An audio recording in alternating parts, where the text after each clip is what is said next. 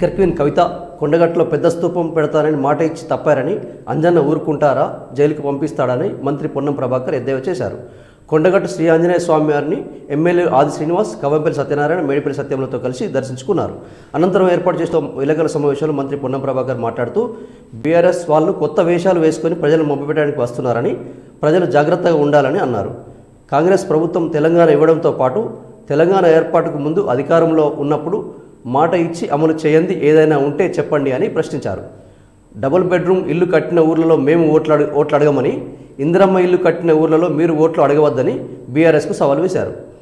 ప్రతిదాన్ని రాజకీయం చేయొద్దని, రైతు బంధు దాదాపుగా అందరికీ ఇచ్చామని, ఏదో కొంతమంది పెద్ద రైతులకు రాకపోవచ్చు అని, అలాంటి వారి వద్ద మీరు ఓట్లను అడుక్కోవచ్చని అన్నారు. అతిపెద్ద యాక్సిడెంట్ జరిగిన కొండగట్టులో బాధితులను పరామర్శించేందుకు ఏనాడైనా కేసీఆర్ వచ్చారా, ఏ మొహం పెట్టుకొని ఈ ప్రాంతంలో ఓట్లు అడుగుతారని ప్రశ్నించారు. అడుగు ఏమనలే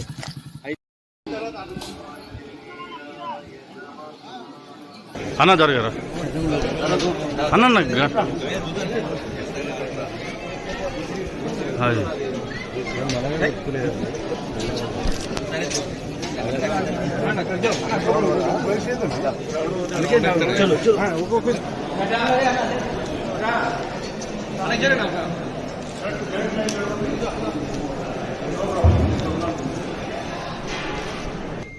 గతంలో కేసీఆర్ గారు కరీంనగర్ ఎన్నికల ప్రచారానికి వచ్చి ఆయన ఒక మాట చెప్పుకుంటూ, అరే నేను యజ్ఞాలు చేసినా, ఇంత పెద్ద యాగాలు చేసినా, నేనే పెద్ద హిందువులు, నాకంటే ఎవడు పెద్ద హిందుగాలు పొందుగాలంటే దాన్ని ఎన్నికలు నినాదం చేసుకున్నటువంటి గెలిచిన నువ్వు ఆ నినాదం అమలు కొరకు ఈ పార్లమెంట్ నియోజకవర్గంలో ఉన్న కొండగట్టుకు ఏం చేసినావు, వేములవాడకి ఏం చేసినావు, ఏ దేవాలయానికి ఏం చేసినావు బండి సంజయ్ గారిని అడుగుతా ఉన్నా.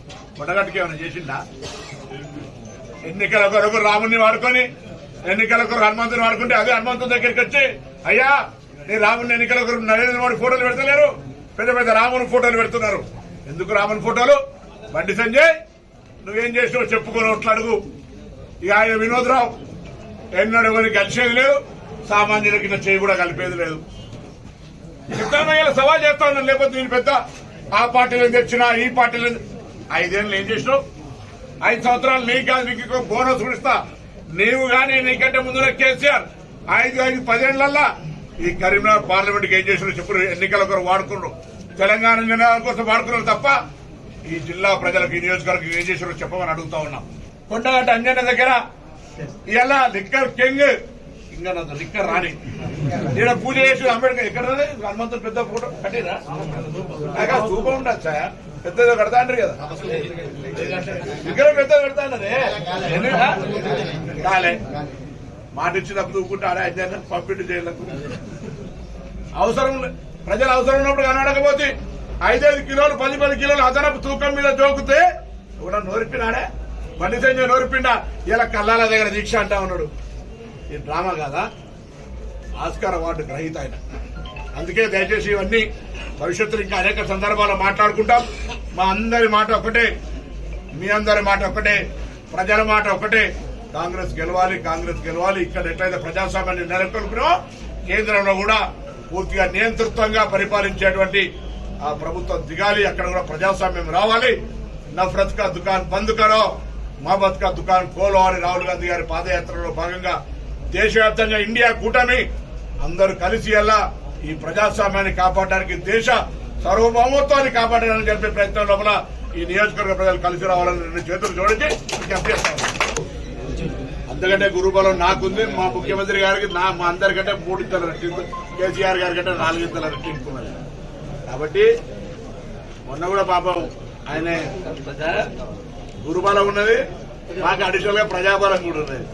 కాబట్టి గురుబలం ఉన్నంత మాత్రమే ఏం జరిగిందని రోడ్ పైన సెక్రటరీ కట్టుకున్నాడు వాస్తు. మేము కూర్చుంటున్నాం,